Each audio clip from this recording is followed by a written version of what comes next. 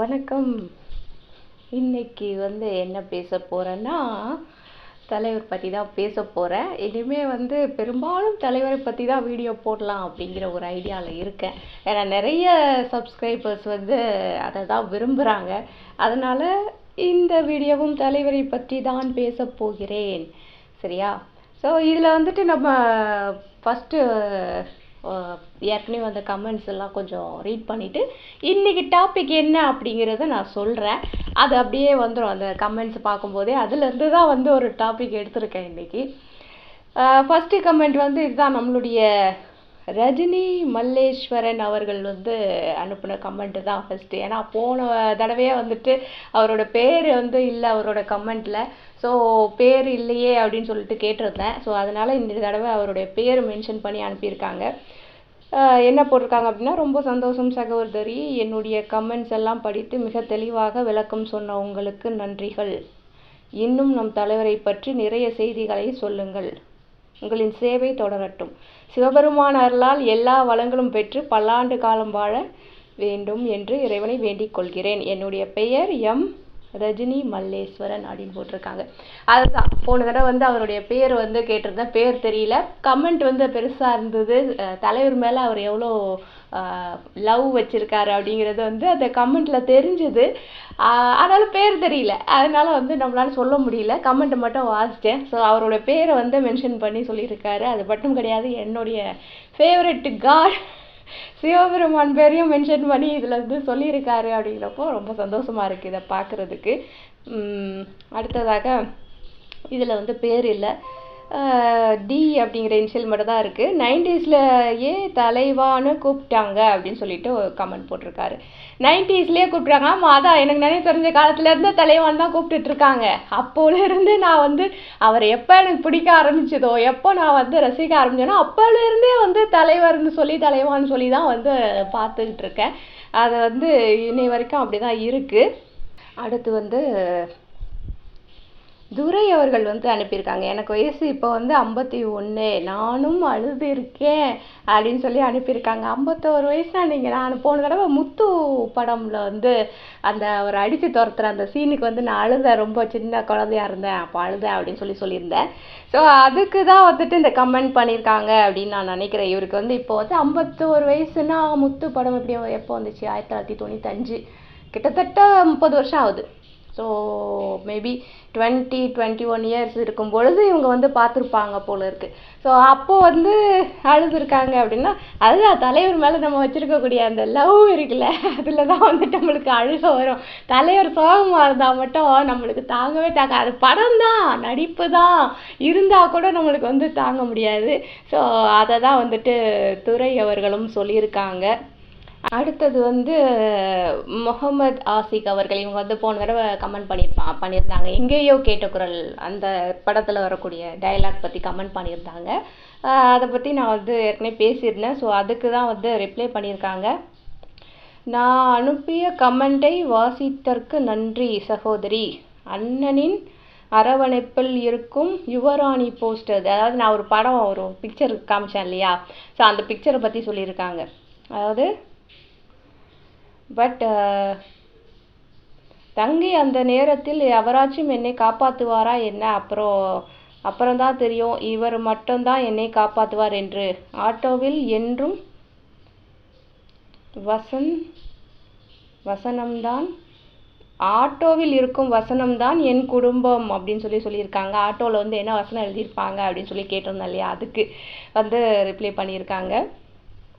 நான் இந்த படம் வரும்போது திருவான்மியூரில் வேலை பார்த்து கொண்டிருந்தேன். அப்போ தியாகராஜா தேட்டரில் வந்தது. அடுத்து எதிர்ப்புறம் ஜெயந்தி தேட்டரில் சதிலீலாவதி ஓடிக்கொண்டிருந்தது. உங்களுக்கு தான் தெரியுமே எந்த தேட்டரில் கூட்டம் இருக்கும் என்று. நான் பாஷா படத்தை சத்தியமாக சொல்கிறேன், எத்தனை தடவை பார்த்தேன் என்று எனக்கு நினைவில்லை சிஸ்டர் அப்படின்னு சொல்லியிருக்காங்க. நல்லவங்க வாழ்வாங்க, கொஞ்சம் நாளாகும், அவ்வளோதான் அப்படின்றத சொல்லியிருக்காங்க. அதாவது பாஷா மூவி எந்த தேட்டரில் பார்த்தேன் அப்படின்னு சொல்லிட்டு அவங்க அப்போ இங்கே தான் இருந்திருக்காங்க, திருவான்மியூரில் தான் இருந்திருக்காங்க. ஸோ திருவான்மியூரில் இருக்கக்கூடிய தேட்டரோட பேர் சொல்லி அங்கே வந்து ஓடிட்டு இருந்தது அப்படின்னு சொல்லியிருக்காங்க. த சேம் டைம் தான் சதிலீலாவதியும் வந்தது. சதிலீலாவதியும் ஒரு நல்ல கமர்ஷியல் மூவி தான், வந்து ரொம்ப கலகலப்பாக போகும் அந்த மூவி. ஸோ அதை குறை சொல்கிறதுக்குன்னு ஒன்றும் இல்லை, கம்பேர் பண்ணும்போது இங்கே வந்து கூட்டம் அதிகம் இருந்திருக்கலாம். கண்டிப்பாக வந்து தலைவர் படம் அப்படிங்கிறப்போ கூட்டம் அதிகமாக தான் இருக்கும். தலைவருடைய ரசிகர்கள் அப்படிங்கிறப்போ நிறைய இருப்பாங்க. அதுவும் அப்போது வந்து இந்த டிவி அதெல்லாம் ரொம்ப கிடையாது இல்லையா. ஸோ தேட்டரில் தான் வந்து மொத்த கூட்டமும் வந்து நம்ம போய் படம் பார்த்தாகணும் அப்படிங்கிறப்போ அப்போது வந்து இன்னுமே அதிகமாகவே இருந்திருக்கும். ஸோ கம்பேர்லாம் பண்ண வேண்டாம். அவங்களும் நல்ல படம் தான், நம்மளும் நல்ல படம் தான் அப்படின்னு வச்சுக்குவோம். அடுத்ததாக வந்துட்டு நான் கேட்டிருந்த கொஸ்டின் என்னென்னா, இந்த பிக்சர் தான் நான் வந்து காமிச்சிருந்தேன் பொண்ணுருவேன் வந்து இந்த பாட்ஷா மூவி வந்து நம்மளுக்கு போட்டிருக்காங்க டிவியில். ஸோ இந்த பிக்சர் வந்து நான் எடுத்திருந்தேன். ஸோ அந்த பிக்சர் வந்து என்ன சீன் அப்படின்னு கேட்டிருந்தேன். இன்னொன்று வந்து அந்த படத்தில் மாணிக்கத்தோட ஆட்டோவில் என்ன வாசகம் எழுதியிருப்பாங்க அப்படின்னு சொல்லிட்டு நான் கேட்டேன். ஸோ அதுக்கு தான் வந்துட்டு இவர் வந்து கமெண்ட் பண்ணியிருக்காரு. இவர் பேர் தெரியல, யூசர் ஐடி மட்டும் தான் வந்திருக்கு. உன் வாழ்க்கை உன் கையில் அப்படின்னு சொல்லிட்டு எஃப் அப்படிங்கிற ஒரு இனிஷியல் வந்திருக்கு. மேபி எஃப்ல ஆரம்பிக்கிற பேராக இருக்கலாம். ஸோ இவர் வந்து சொன்னது கரெக்ட் தான், உன் வாழ்க்கை உன் கையில் தான் எழுதியிருக்கோம். அதை வந்து அந்த ஹீரோயின் வந்து அந்த நக்மா கூட வந்து கேட்பாங்க, அது என்ன உன் வாழ்க்கை உன் கையில் எழுதியிருக்கீங்க, கடவுள் மேலே நம்பிக்கை இல்லையா அப்படின்னு சொல்லிட்டு கேட்பாங்க. ஸோ அதில் எதாவது ஞாபகம் வச்சுக்கலாம். அடுத்ததாக நம்மளுடைய துரை அவர்கள் வந்து நம்மளுடைய கேள்விக்கு ரிப்ளை பண்ணியிருக்காங்க. மாணிக்கம் டிரான்ஸ்ஃபர்மேஷன் டு பாஷா, ஆனந்தராஜ் அடிக்கிற காட்சி அப்படின்னு சொல்லிட்டு கரெக்டு தான். ஆனந்தராஜ் வந்து இப்போ வந்து ஒரு படத்தில் ஐ திங்க் வந்து சிலுக்குவார்பட்டி சிங்கம்னு நினைக்கிறேன், அந்த படத்தில் வந்து அந்த ஃப்ளாஷ்பேக் வந்து சொல்லி அவங்க வந்து என்னை அடித்து துரத்திட்டாங்க, அதனால நாங்கள் போகல, இங்கேயே வந்து இருக்கிறேன் அப்படின்ற மாதிரி ஒரு காமெடியெல்லாம் பண்ணியிருந்தாப்புல. ஸோ அது கரெக்டு தான். அதுக்கப்புறம் வந்து உன் வாழ்க்கை உன் கையில் அப்படிங்கிறதும் கரெக்டான ஒரு இதெல்லாம் நமக்கு தெரிஞ்ச விஷயம்தான். நம்ம தலையோட ஃபேனுக்கெலாம் வந்துட்டு எப்போ தூக்கத்தில் எழுப்பி கேட்டால் கூட அதெல்லாம் சொல்லுவோம், அந்த அளவுக்கு தெரியும். அடுத்ததாக வந்து ரமேஷ் அவர்கள் வந்து எழுதியிருக்காங்க, மலையாளத்தில் எழுதியிருக்கேன், எனக்கு மலையாளம் தெரியாதுப்பா, ஆனால் நான் படிச்சுட்டேன், உன் வாழ்க்கையை உன் கையில் தான் எழுதியிருக்கீங்க. நான் வந்து என்ன பண்ணுவேன் அப்படின்னா, மற்ற லாங்குவேஜ் எல்லாம் மலையாளம், தெலுங்கு, கன்னடா, ஹிந்தி இதெல்லாம் வந்து ஸ்கிரிப்ட் மட்டும் படித்து வச்சுப்பேன். அதாவது என்ன, படிக்கிறதுக்கு எழுத்து கூட்டி வாசிக்கிறதும்பாங்கள்ல, அந்த மாதிரி எழுத்து கூட்டி வாசிக்கிறதுக்கு மட்டும் இந்த எல்லா லாங்குவேஜும் கற்று வச்சுப்பேன். எந்த ஊருக்கு போனாலும் நம்ம அங்கே ஏதாவது ஒரு போர்டு இருந்தால் கூட நம்மளுக்கு வாசிக்கிறதுக்கு தெரியணும் இல்லையா, அதனால் வந்து இந்த எல்லா லாங்குவேஜையும் கற்று வச்சுருந்தேன். இதுவும் அப்படி தான், நான் எழுத்து கூட்டி தான் வாசித்தேன். உன் வாழ்க்கை உன் கையில் எழுதியிருக்கீங்க, அந்த கொஸ்டினுக்கு உண்டான ஒரு ஆன்சர் மலையாளத்தில் எழுதியிருக்கீங்க. நீங்கள் மலையாளியா என்னன்னு எனக்கு தெரியல, மேபி இருக்கலாம், மலையாளத்தில் வந்து எழுதுறீங்கன்னா மலையாளியாக தான் இருக்கணும், கரெக்டாக சொல்லியிருக்கீங்க. ஆனால் அடுத்ததாக வந்து நம்மளுடைய ரஜினி மல்லேஸ்வரன் அவர்கள் வந்து அந்த கொஸ்டின்க்குலாம் ஆன்சர் பண்ணியிருக்காங்க. ஃபோட்டோவில் இருந்த காட்சி சகோதரி ஆனந்தராஜ் வில்லன் வந்து தலைவர் வீட்டில் இல்லாத நேரம் பார்த்து அம்மா, தங்கச்சி, தம்பி எல்லோரையும் அடிப்பாங்க.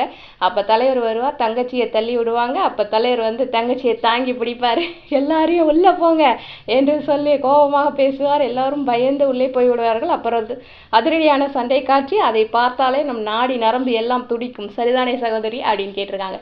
கரெக்டு தான், அதை உள்ளே போ அப்படின்னு அந்த ஃபேமஸான ஒரு டைலாக், அப்படி திரு அடிப்பாங்க அந்த கண்ணு, அது வந்து அந்த படத்தோட டர்னிங் பாயிண்ட் அப்படிங்கிறதே வந்து இந்த சீன் தான். ஸோ அதனால தான் வந்து அதை ஃபோட்டோ எடுத்து நான் வந்து போட்டிருந்தேன். இந்த சீனில் தான் வந்து டிரான்ஸ்ஃபர்மேஷன் நடக்கும், அந்த ஃபைட்டு நடக்கும், அந்த உள்ளே போ அப்படிங்கிற அந்த வசனம் வந்துட்டு ரொம்ப ஃபேமஸாக இருந்தது. இப்போ கூட நிறைய மீம்ஸில் அந்த வசனத்தை வந்து நம்ம பார்க்க முடியுது. ஸோ அது வந்து கரெக்டான ஒரு விஷயம். அடுத்ததாக இவரே வந்து என்ன சொல்லியிருக்காருன்னா, ஆட்டோவில் எழுதிய வாக்கியம் வந்து உன் வாழ்க்கை உன் கையில், சரிதானே அப்படின்னு கேட்டிருக்காரு. ரொம்ப சரிதான். நம்மளுக்கு வந்து இதுலலாம் நம்ம தப்பு பண்ண மாட்டோம், நம்மளுக்கு கரெக்டாக ஞாபகம் இருக்கும். அடுத்தது வந்துட்டு திரு ரஜினி முருகன் அவர்கள் வந்து எழுதியிருக்காங்க, இனிமேல் இந்த பக்கம் உன்னை பார்த்த இடத்துல குழி தோண்டி புதைச்சு நான் ஒரு தடவை சொன்னா 100 தடவை சொன்ன மாதிரி. அதை வந்து அந்த டைலாக், அந்த கடைசி அந்த ஃபைட்டு முடியவோ அந்த டைலாக் வரும், உடனே கையில் வந்து ஒரு உருட்டு கட்டை வச்சுருப்பாரு, இப்படி தூக்கி போட்டோன்னா அது லைட்டில் போய் அடிக்கும், லைட்டு வந்து ஆஃப் ஆகும், சீன் மாறும். அதுதான் வந்துட்டு கரெக்டாக வந்து அந்த டைலாக் வந்து எழுதியிருக்காரு ரஜினி முருகன் அவர்கள்.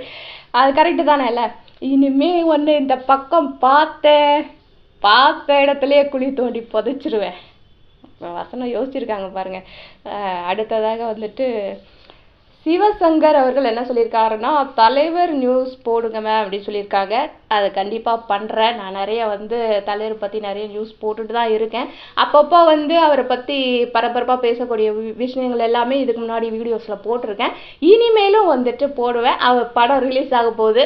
இப்போ வந்து படம் ரிலீஸ் ஆகிறதுக்கு நிறைய விஷயங்கள் வந்து வைரலாக வரும். வர நம்ம வந்து வீடியோ போட்டுடலாம். அடுத்ததாக இந்த விஷயம், அதாவது நெகட்டிவ் கமெண்ட் போடுறவங்கலாம் முக்கியமாக சொல்லக்கூடிய ஒரு வார்த்தை வந்து இதுதான். அதாவது மென்டல் அப்படின்னு வந்து ஒரு வார்த்தை யூஸ் பண்ணுறாங்க. அதை தான் வந்துட்டு இவரும் யூஸ் பண்ணியிருக்காரு. சர்வேஷ் அப்படிங்கிற இவர் வந்து ஐயோ பாவம் மென்டலியன்ஸ் அதிகமாக ஆச்சுடா அப்படின்னு சொல்லிட்டு போட்டிருக்காங்க. அதுக்கு நம்ம தலைவரோட ஃபேனாக இருக்கக்கூடிய கணேஷ் அவர்கள் ரிப்ளை பண்ணியிருக்காங்க. குறைக்காத நாயும் இல்லை, குறை சொல்லாத வாயும் இல்லை அப்படின்னு சொல்லிட்டு அதுக்கு அடுத்து அவர் எழுதியிருக்கக்கூடிய லைன்ஸ் வந்து என்னால் வாசிக்க முடியாது. அதனால தான் வந்து அடித்து வச்சுருக்கேன். எப்போவுமே வந்துட்டு நம்ம ரிப்ளை பண்ணுறதா இருந்தால் கூட நல்ல வார்த்தைகளில் ரிப்ளை பண்ணால் கொஞ்சம் நல்லது. ஏன்னா நம்ம வந்து தலைவரின் ரசிகர்கள், தலைவரோட ரசிகர்களாக இருக்கிறோம் அப்படின்னா அதுக்கு ஒரு ஸ்டாண்டர்டை நம்ம மெயின்டைன் பண்ணணும். அதனால வந்துட்டு இந்த மாதிரிலாம் நம்ம கமெண்ட் பண்ணக்கூடாது அப்படிங்கிறது என்னுடைய பர்சனல் ஒப்பீனியன். ஸோ எடுத்துக்கோங்க மிஸ்டர் கணேஷ் அவர்களே. ஸோ இதை பற்றி தான் நான் பேசலாம் அப்படின்னு சொல்லிட்டு இருந்தேன். அதாவது சுலபமாக வந்து சொல்லிடுவாங்க, இவங்களுக்கு வந்து மனநிலை சரியில்லை, அவங்க வந்து ஒரு மாதிரி இருக்காங்க, மென்டலாக இருக்கிறாங்க அப்படின்லாம் வந்துட்டு சாதாரணமாகவே சொல்லிடுவாங்க. பட் அந்த நிலைமையில் இருக்கிறவங்க அந்த நிலைமையிலேருந்து வெளியில் வர்றதுக்கு ரொம்ப கஷ்டப்படுவாங்க. உண்மையாக இருக்கிறவங்கள சொல்கிறேன். இப்போ தலைவரை வந்து இந்த மாதிரி சொல்கிறாங்கன்னா அதுக்கு என்ன ரீசன் அப்படின்னா, ஒரு பத்திரிக்கைக்காரர் வந்து கொளுத்தி போட்டது தான் இன்னைய வரைக்கும் வந்து எரிஞ்சிட்ருக்கு. அதாவது இவரை குறை சொல்லணும் அப்படின்னு நினைக்கிறவங்களுக்கு இது வந்து ஒரு பெரிய தீனியாக இருக்குது அப்படின்னே சொல்லலாம். இது எப்போ நடந்தது அப்படின்னா, சரியாக வந்து 1978 வருஷம் நம்மளுடைய தலைவர் 22 படம் பண்ணார். 1978 பேக் டு பேக் ஒரு 3 லாங்குவேஜஸில் வந்துட்டு இந்த மாதிரி பார்த்தீங்கன்னா தெரியும் உங்களுக்கு. 1978 22 படம். இன்னைய வரைக்கும் எந்த நடிகரும் அந்த மாதிரி பண்ணலை. 3 லாங்குவேஜில் பண்ணார். ஸோ இதில் வந்து என்ன அப்படின்னா, இது ஒரு வருஷம் இவர் ஓடின ஓட்டம் வந்து என்னாச்சு அப்படின்னா, 1979 இவருக்கு வந்து நர்வஸ் சிஸ்டம் வந்து பிரேக் டவுன் ஆகிடுச்சு. நர்வஸ் சிஸ்டம் பிரேக் டவுன் ஆகுது அப்படிங்கிறது வந்து இட்ஸ் நாட் ரிலேட்டட் டு ஒரு மென்டல்னு சொல்கிறதோ ஒரு பைத்தியம் சொல்கிறதோ அந்த மாதிரி ஸ்டேட் கிடையாது. அது அஸ் அ சைக்காலஜிஸ்ட் எனக்கு தெரியும் நர்வஸ் பிரேக் டவுன் ஆகுறது அப்படின்னா என்ன அப்படிங்கிறது எனக்கு தெரியும். ஏன் ஆச்சு அப்படிங்கிறத நான் சொல்கிறேன். இவர் வந்து 1977 அதாவது இந்த 22 படங்களும் பண்ணுறதுக்கு முன்னாடி இவருக்கு வந்து எப்படி இருந்ததுன்னா ஒரு வில்லன் ஃபேஸ் இருந்தது. ஸோ அந்த வில்லன் ஃபேஸ் அப்படிங்கிறது இப்போ 1977 வந்துட்டு காயத்ரி அப்படின்னு ஒரு படம் வந்துச்சு. நீங்கள் அதில் பார்த்தீங்கன்னா தெரியும், இவர மாதிரி ஒரு வில்லன் ஃபேஸ் இருக்கவே இருக்காதியா அப்படின்னு சொல்கிற அளவுக்கு வந்து பெஸ்ட் வில்லன் அப்படின்னு சொல்லலாம். அந்த அளவுக்கு அந்த படத்தில் வந்து அந்த எக்ஸ்பிரஷன், ஃபேஸ் எக்ஸ்பிரஷன், லுக்கு, அந்த லுக்கில் தான் வந்துட்டு அந்த படமே வந்து நிற்கும். அந்த அளவுக்கு வந்துட்டு ஃபேண்டாஸ்டிக்காக பண்ணியிருப்பார். ஸோ அந்த காயத்ரி அப்படிங்கிற மூவி அதுக்கப்புறம் வந்து மாங்குடி மைனர் அப்படின்னு ஒரு படம். அதெல்லாம் வந்துட்டு 1977 வந்த படம். அதாவது இந்த 22 படம் பண்ண அந்த வருஷத்துக்கு முந்தின வருஷம் வந்த படம். ஸோ இதிலலாம் வந்துட்டு வில்லனாக தான் பண்ணியிருந்தார். பார்த்தீங்கன்னா இதில் வந்து ஹீரோவா இல்லை பாசிட்டிவ் கேரக்டர்லாம் பண்ணது நம்மளுடைய விஜயகுமார் அவர்களும் ஜெய்சங்கர் அவர்களும் வந்துட்டு பாசிட்டிவ் கேரக்டர்ஸ்லாம் பண்ணியிருப்பாங்க அந்த படத்தில். ஸோ இதுதான் வந்து இவருக்கு இருந்த ஒரு ஃபேஸ். ஸோ இந்த 1978 வருஷம் என்ன ஆச்சு அப்படின்னா, இந்த வில்லன் கேரக்டர்ஸும் வந்துச்சு, அதுக்கு ஈக்குவலாக ஹீரோ கேரக்டர்ஸும் வந்துச்சு. ஸோ இது ரெண்டுமே வரும் பொழுது அதை வரிசையாக பண்ணிக்கிட்டே வரணும், எல்லாத்தையும் வந்து நம்ம மிஸ் பண்ணிடக்கூடாது அப்படிங்கிறதுக்காக இவர் என்ன பண்ணிட்டாரு, எல்லா வர வாய்ப்புகளை எல்லாம் வந்துட்டு அக்செப்ட் பண்ண ஆரம்பிச்சிட்டாரு. இதில் முக்கியமாக எங்கே இவருக்கு நர்வஸ் பிரேக் டவுன் ஆச்சு அப்படின்னு சொன்னால், 1978 பிரியா மூவியும் நம்மளுடைய தப்பு தாளங்கள் அப்படின்னு ஒரு மூவி பண்ணாங்க. இந்த 2 மூவியும் பேக் டு பேக் பண்ணிக்கிட்டே இருந்தாங்க. தப்பு தாளங்கள் வந்து நம்மளுடைய பெங்களூர், ஹைதராபாத் இந்த ஏரியாவில் வந்து ஷூட்டிங் நடந்தது. பிரியா ஷூட்டிங் வந்து சிங்கப்பூரில் நடந்தது. ஸோ இவர் 3 ஷிஃப்ட்டும் ஒர்க் பண்ணுவார். இங்கே வந்து தப்பு தாளங்களை முடிச்சுட்டு ஒரு 9 o'clock வந்து ஷூட்டிங் முடியுது, 9:30 பேக்கப் பண்ணுறாங்கன்னா நைட்டு 10 மணிக்கு ஃப்ளைட் ஏறி சிங்கப்பூர் போவார். சிங்கப்பூர் போயிட்டு அங்கே வந்துட்டு பிரியா ஷூட்டிங் நெக்ஸ்ட் டே. இப்போ 10 மணிக்கு ஏறுறோம் அப்படின்னா இங்கேருந்து சிங்கப்பூர் போகிறதுக்கு 5 hours ஆகும். ஸோ 5 hours முடிச்சு அவங்க எல்லாம் முடிச்சு அன்றைக்கி நைட்டு தூங்கி காலையில் எழுந்து ஷூட்டிங் போகணும். ஸோ எவ்வளோ நேரம் தூங்கியிருப்பாங்க அப்படிங்கிறத நம்மளால் கணிக்க முடியும் இல்லையா? ஸோ அங்கே போய் ஷூட்டிங், அந்த ஷூட்டிங் முடிஞ்சோடனே அங்கே உடனே ஃப்ளைட் ஏறி இங்கே தப்பு தாளங்களுக்கு வருவார். ஸோ இது வந்து நான் ஒரு எக்ஸாம்பிளுக்கு சொல்கிறேன். இந்த 2 படமும் பேக் டு பேக் பண்ணதை நான் சொல்கிறேன். இதே மாதிரி தான் இந்த 22 படங்களும் வந்துட்டு பேக் டு பேக் 3 ஷிஃப்ட் வந்து ஒர்க் பண்ணதுனால இவருக்கு வந்து தூக்கம் அப்படிங்கிறது கம்ப்ளீட்டாக இல்லாமலே போயிடுச்சு. ரொம்ப கம்மியாக, ஒரு நாளைக்கு 1 மணி நேரம் தூங்குறது கூட பெரிய விஷயம் அப்படிங்கிற மாதிரி 1978 கம்ப்ளீட்டாக வந்து தூக்கம் இல்லாமல் இருந்தால் எப்படி இருக்கும்? இப்போ நாளாக வந்து இப்போ போன வாரம் கூட எனக்கு நடந்தது. கம்ப்ளீட்டாக ஒரு 4-5 நாள் வந்துட்டு எனக்கு தூக்கம் வந்துட்டு 5 ஹவர்ஸை விட கம்மியாக தூங்குற மாதிரி, ஒரு 2 மணி நேரம் 3 மணி நேரம் தூங்குற மாதிரி ஒரு வீட்டில் வந்து சுச்சுவேஷன். ஸோ 2 மணி நேரம் 3 மணி நேரம் தூங்கிட்டு காலையில் நான் ஜிம்முக்கு போனேன்னா, ஜிம்மில் போய் நின்னேன்னா எனக்கு அப்படியே கண்ணெல்லாம் வந்து ஒரு மாதிரி கருப்பாக வளையமாக வரும். என்னடா இது, கண்ணை மூடி இருந்தால் நல்லா இருக்கிற மாதிரி இருக்கும் அப்படின்னு. ஒரு வாரத்துக்கே வந்து நம்மளுக்கு அப்படி இருக்குது அப்படின்னா, ஒரு வருஷம் ஃபுல்லாக வந்து தூங்காமல் மனுஷன் ஓடிட்டு இருந்தாரு அப்படின்னு சொன்னால் அவருக்கு எப்படி இருந்திருக்கும்? ஸோ அதுதான் வந்து இவருக்கு வந்த பிரச்சனையே. அதுதான் இன்னைக்கு வந்து சாதாரணமாக எல்லாருக்கும் வருது. நிறைய கம்பெனிஸில் வேலை பார்க்குறவங்க தூக்கம் இல்லாமல் கஷ்டப்படுறாங்க, படிக்கிற ஸ்டூடெண்ட்ஸ் தூக்கம் இல்லாமல் கஷ்டப்படுறாங்க. ஸோ அவங்களுக்கெல்லாம் வந்துட்டு நிறைய பேர் வந்து இந்த நர்வஸ் பிரேக் டவுன் அப்படிங்கிற அந்த ஒரு இது வந்து சாதாரணமாக இப்போ எல்லாருக்குமே வருது. ஸோ அது வந்து அந்த காலகட்டத்தில் இவர் ஓவராக ஒர்க் பண்ணதுனால இவருக்கு வந்து வந்தது. அதில் வந்துட்டு தப்பு தாளங்கள் வந்து 1978 தான் ரிலீஸ், அந்த அக்டோபர் சமயங்களில் தான் ரிலீஸ் ஆச்சு.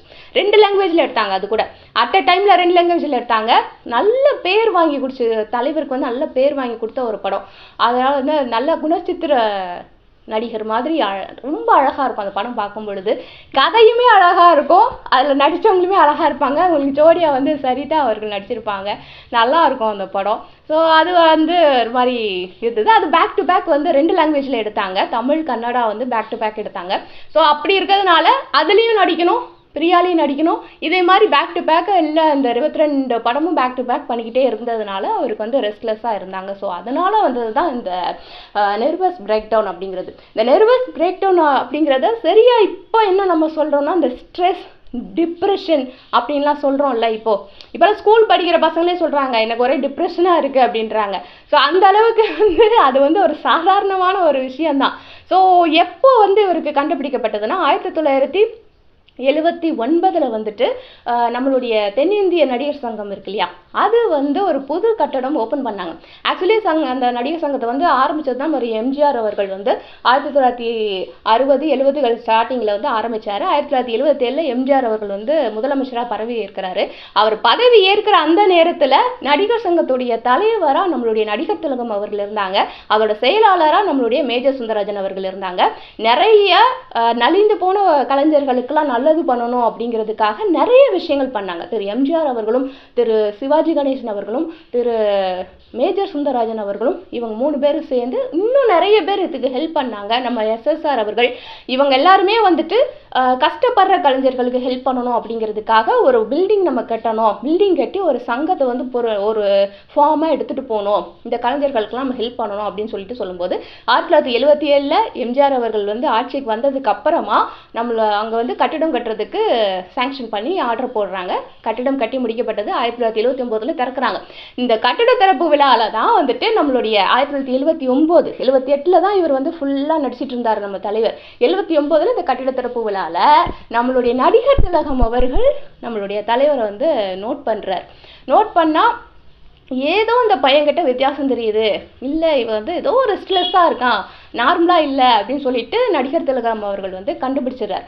கண்டுபிடிச்சிட்டு என்ன சொல்கிறாருன்னா, நம்மளுடைய மேஜர் சுந்தரராஜன் அவர்களை வந்து கூப்பிட்டு இந்த மாதிரி இந்த பையன் ஏதோ வித்தியாசமாக பிஹேவ் பண்ணுறான், வந்து சரியில்லை, அவனை கூப்பிட்டு என்னன்னு விசாரிங்க, ஏதாவது ஹெல்ப் வேணா செய்யணும், நல்லா நடிக்கிற பையன் நல்லா வரணும் அப்படின்னு சொல்லிட்டு நம்மளுடைய மேஜர் சுந்தரராஜன் அவர்கள்கிட்ட சொல்லும் பொழுது, மேஜர் சுந்தரராஜன் அவர்களும் நம்ம தலைவருடைய ஃப்ரெண்ட்ஸும், அப்போ வந்து தலைவருக்கு வந்து மேரேஜ் ஆகலை, ஃப்ரெண்ட்ஸ் கூட தான் தங்கியிருக்காங்க. ஃப்ரெண்ட்ஸும் மேஜர் சுந்தரராஜன் அவர்களும் இவங்க எல்லாரும் சேர்ந்து தலைவர் வந்து இது பண்ணுறாங்க. என்ன ஆச்சு ஏதாச்சு அப்படிங்கிறப்போ அவங்க ஃப்ரெண்ட்ஸுக்கு ஆப்வியஸ்லி தெரியும் வந்து தூக்கம் இல்லாமல் சுற்றிட்டு இருக்கான், அந்த மாதிரி நிறைய படத்தில் தான் நடிக்கணும் அப்படிங்கிறதுக்காக அந்த ஆர்வ கோளாறு அப்படிம்பாங்கல்ல, நம்மளுக்கு ஒரு சான்ஸ் கிடைக்கும் போது நம்ம எப்படியாவது முன்னுக்கு வந்துடணும், அந்த ஆர்வ கோளாறு அப்படிங்கிறதுல வந்துட்டு வர படங்கள் எல்லாத்தையும் ஓகே சொல்லிடுறான், எல்லாத்துலேயும் நடிக்கிறான், ஓடுறான், 3 ஷிஃப்ட் ஒர்க் பண்ணுறான் அப்படிங்கிறதெல்லாம் ஃப்ரெண்ட்ஸ் சொல்லும்போது சரி அப்போ இவருக்கு வந்து ஏதோ ஒரு விஷயம் நம்ம செய்ய வேண்டி இருக்கு அப்படின்னு சொல்லிட்டு தான் அப்போ வந்து சைக்கியாட்ரிஸ்ட் கிட்ட கூட்டு போறாரு மேஜர் சுந்தரராஜன் அவர்கள். அங்கே போனோன்னு அவங்க என்ன சொல்றாங்க, தூங்காமல் இருக்கிறது தான் இவருக்கு பிரச்சனை, வேற எதுவும் கிடையாது. தூங்கினார்னா எல்லாம் சரியா போயிடும். தூங்காமல் இருக்கும்போது இப்படி தான் வரும் எல்லாருக்கும். ஏன்னா நம்ம எல்லாருமே லைஃப்ல இதை வந்து நம்ம அனுபவிச்சிருப்போம். ஒரு 2-3 நாள் நம்மளுக்கு தூக்கம் இல்லை கண்டினியூஸாக அப்படின்னு சொன்னால் நம்மளுடைய பிஹேவியர் எப்படி இருக்கும் அப்படிங்கிறத பார்ப்போம். பார்த்தவங்க கிட்டலாம் எரிஞ்சு விடுவோம். ஒரு காம் அப்படிங்கிறது இருக்காது, ஒரு அமைதி அப்படிங்கிறது இருக்கவே இருக்காது. அதுதான் வந்து இவருக்கும் இந்த நர்வஸ் பிரேக் டவுன் அப்படிங்கிறதுல இவர் வந்து என்ன ஆனார் அப்படின்னு சொன்னால் அந்த ஹாட் ஹெட்டட் அப்படின்னு சொல்லுவாங்க. ஹாட் ஹெட்டட் பர்சன் அப்படின்னு சொல்லுவாங்க. அப்படின்னா என்ன அப்படின்னா டக்குன்னு கோவப்படுறது, டக்குன்னு வந்து ரியாக்ட் பண்ணுறது, யார் என்ன சொன்னால் அந்த பொறுமையாக கேட்குறது, பொறுமையாக இது பண்ணுறது அதெல்லாம் இருக்காது. டக்குன்னு கோவப்படுறது, எரிஞ்சு விழுறது இதெல்லாம் பண்ணுவாங்க. இந்த இப்போலாம் வந்து நம்ம ஷார்ட் டெம்பர் அப்படின்னு சொல்கிறோம் இல்லையா, ஸோ அதுதான் வந்து இவருக்கு பிரச்சனையாக இருந்தது அப்படிங்கிறத டாக்டரே வந்து சொல்லிட்டாரு. இதுக்கு மருந்து என்னன்னா ஒழுங்காக தூங்க சொல்லுங்க, அதுதான் மருந்து அப்படின்னு சொல்லிட்டு அதையும் சொல்லிட்டாரு. சொன்னதுக்கு அப்புறமா வந்துட்டு ஃப்ரெண்ட்ஸ் எல்லாம் சேர்ந்து நீ கண்டிப்பாக ரெஸ்ட் எடுத்து தான் ஆகணும், நீ என்ன இது பண்ணுற படம்லாம் வந்து அப்புறம் பார்த்துக்கலாம், முதல்ல வந்து ஹெல்த்தை கவனி அப்படின்னு சொல்லிட்டு அந்த ஹாஸ்பிட்டலில் தங்க வச்சு அவருக்கு வந்து ரெஸ்ட் எடுக்கிறதுக்காக, தூங்குறதுக்காக, அவருடைய மன அமைதி அடைகிறதுக்காக வந்து ஃப்ரெண்ட்ஸ் எல்லாம் சேர்ந்து அவரை வந்து கொண்டு வந்தாங்க. இவ்வளோதான் வந்து நடந்த விஷயம், இவ்வளோதான். இதில் வந்துட்டு எம்ஜிஆர் அவர்களும் வந்துட்டு இவர் மேலே அக்கறைப்பட்டு டாக்டர்கிட்ட ஃபோன் பண்ணி விசாரிச்சு என்ன ஆச்சு இந்த பையனுக்கு அப்படின்லாம் விசாரிச்சாரு. அதே விஷயத்த டாக்டர் சொன்னோன்னே ஓகே அவன் ரெஸ்ட் எடுக்கட்டும், அவன் வந்து வீட்டுக்கு வரும்போது என்னை வந்து கான்டாக்ட் பண்ண சொல்லுங்க அப்படின்னு சொன்னாரு. அதுக்கப்புறம் வந்து தலைவர் வந்து எம்ஜிஆர் அவர்களை கான்டாக்ட் பண்ணாரு, நேரில் போய் சந்திச்சாரு. அதெல்லாம் வந்துட்டு நடந்தது. இதெல்லாம் நம்மளுக்கு தெரிஞ்ச விஷயம் தான். ஸோ இதுதான் வந்து நடந்த விஷயம் வந்து இவ்வளோதான். இப்போ வந்து நம்ம ரியல் லைஃப்பில் நம்ம பார்த்தோம் அப்படின்னு சொன்னால் ஒரு காலேஜ் படிக்கிற ஸ்டூடெண்ட், ஒரு ஸ்கூல் படிக்கிற ஸ்டூடெண்ட் நான் பார்த்துருக்கேன். ஸ்கூல் படிக்கிற ஸ்டூடெண்ட்லாம் வந்து ஸ்ட்ரெஸ்ஸு, டிப்ரெஷன், பேசவே மாட்டேங்கிறா என் குழந்தை அப்படின்னு சொல்லிட்டு கூப்பிட்டு வராங்க. இது வந்து என்ன மாதிரி நம்ம சொல்ல அந்த குழந்தைய போய் நம்ம மென்டல்னு சொல்ல முடியுமா? முடியாது இல்லையா? ஒரு காலேஜ் படிக்கிற ஒரு பையன் வந்துட்டு ரொம்ப ஸ்ட்ரெஸ்ஸு, எப்போ நல்லா பேசிகிட்டே இருப்பான், இப்போ என்னென்ன தெரில ரூமை விட்டு வெளியிலே வர மாட்டேங்கிறான் அப்படின்னு சொல்லிட்டு கூப்பிட்டு வராங்க நம்மக்கிட்ட கவுன்சிலிங்க்கு. ஸோ அவங்கள போய் நம்ம மென்டல்னு சொல்ல முடியுமா? முடியவே முடியாது. ஏதோ ஒரு விஷயத்தில் அவங்க ஸ்ட்ரெஸ் ஆகிருக்காங்க, ஏதோ ஒரு விஷயம் அவங்க மனசை பாதிச்சிருக்கு, அவ்வளோதான் விஷயம். அதை நம்ம கிளியர் பண்ணி விட்டுட்டோம் அப்படின்னு சொன்னால் அவங்க நார்மல் ஆகிடுவாங்க. இப்போ நம்ம கையில் வந்து ஒரு முள் குத்துதுன்னு வச்சுக்கோங்க, அந்த இடம் நம்மளுக்கு உறுத்திக்கிட்டே இருக்கும். அந்த முள்ளை அப்படியே விட்டுட்டோன்னா அது குத்தி குத்தி குத்தி அந்த இடத்துல ஃபுல்லாக புண்ணாயிட்டே இருக்கும். அழகாக அந்த முள்ளை எடுத்து வெளியில் போட்டோன்னா அந்த இடம் கிளியர் ஆகிடும். இவ்வளோதான் விஷயங்க. மென்டல் ஸ்டேட்டை பொறுத்த அளவுக்கு நம்மளுக்கு விஷயங்கிறது இவ்வளோதான். நார்மலாக இருக்கிற பர்சன் அவங்களுக்கு ஒரு ஸ்ட்ரெஸ் வரும்போது கண்டிப்பாக இந்த மாதிரி வந்து ஷார்ட் டெம்பர் ஆவாங்க, ஒரு ரெஸ்ட்லெஸ்ஸாக பிஹேவ் பண்ணுவாங்க, வித்தியாசமாக நடந்துப்பாங்க. ஸோ அது என்ன அப்படிங்கிறத பார்த்து அதை நம்ம கிளியர் பண்ணி விட்டுட்டோம் அப்படின்னு சொன்னால் அவங்க நார்மல் ஆகிட்டு போகிறாங்க. இப்போ நாங்கள் பார்க்குற கேஸ் எல்லாம் அப்படி தான். ஸோ வரும்பொழுது கொஞ்சம் கவுன்சிலிங் கொடுத்தா சிலர் சரியாயிடுவாங்க, சிலர் வந்து கொஞ்சம் தெரப்பி கொடுத்தா சரியாயிடுவாங்க. ஸோ இவ்வளோ தான் விஷயம். இதை வந்து நம்ம அந்த ஸ்கூல் படிக்கிற குழந்தையவோ இல்லை வந்து காலேஜ் படிக்கிற பையனோ நம்ம போய் வந்துட்டு நீ மென்டல் அப்படின்னு சொன்னால் எப்படி இருக்கும்?